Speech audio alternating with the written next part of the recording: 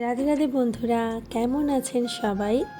গোপাল আদর চ্যানেলের আরেকটি নতুন ভিডিওতে আপনাদের সকলকে স্বাগত জানাই। যা প্রচণ্ড গরম পড়েছে, তাই এখন থেকে গোপালকে স্নানের জলে একটু কর্পূর বা একটু অগ্রু, একটু চন্দন এইসব মিশিয়ে স্নান করাতে হবে, তবেই গোপালের শরীর ঠান্ডা থাকবে। আজ আমি আপনাদের সঙ্গে এমন একটি বিষয়ে কথা বলতে চলেছি, গোপালের স্নান শৃঙ্গার ভোগ দর্শন করাতে করাতে আশা করি আপনাদের সকলের ভালো লাগবে। আমরা সকলেই জানি শ্রীকৃষ্ণ বিষ্ণু ভগবানের অষ্টম অবতার। সেই শ্রীকৃষ্ণ বালগোপাল, বাঁকে বিহারী, শ্যাম মুরারি শিশুরূপ হলো আমাদের আদরের লাড্ডু গোপাল বা নাড়ু গোপাল।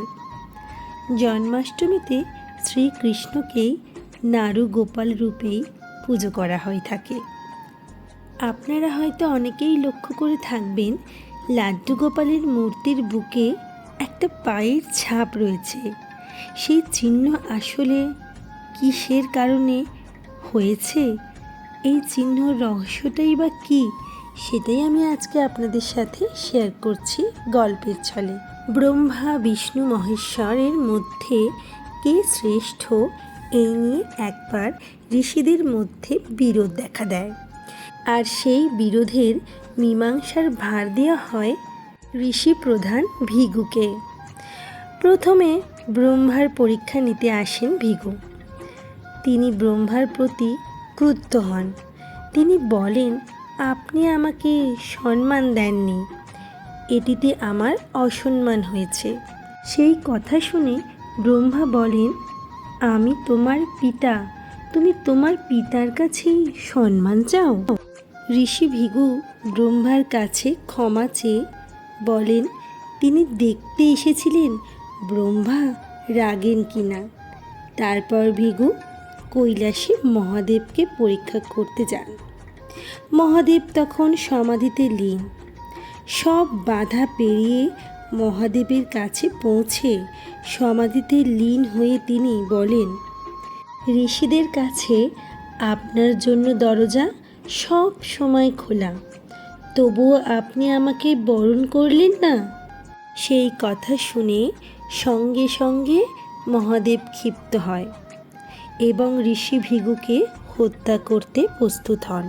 তখন দেবী পার্বতী ঋষি ভৃগুকে মহাদেবের হাত থেকে রক্ষা করেন। এরপর ঋষি ভৃগু শ্রী বিষ্ণুর কাছে পৌঁছান। শ্রী বিষ্ণু তখন গভীর ঘুমে।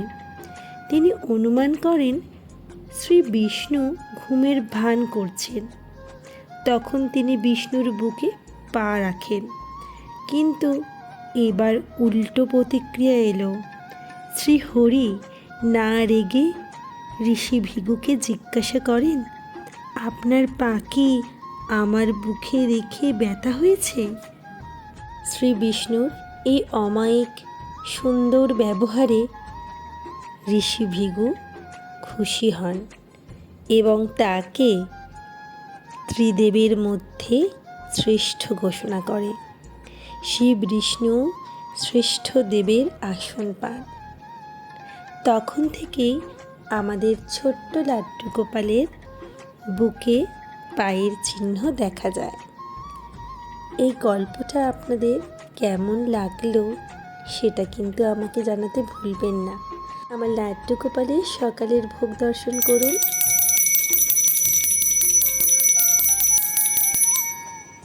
আমার লাড্ডু গোপালের সিঙ্গারটা কেমন হয়েছে সেটাও কিন্তু জানাতে ভুলবেন না। সবাই ভালো থাকবেন, সবাইকে ভালো রাখবেন এবং বেশি বেশি করে পূজা অর্চনায় মন দেবেন। রাধে রাধে, সব সময় রাধে রাধে নাম জপ করবেন।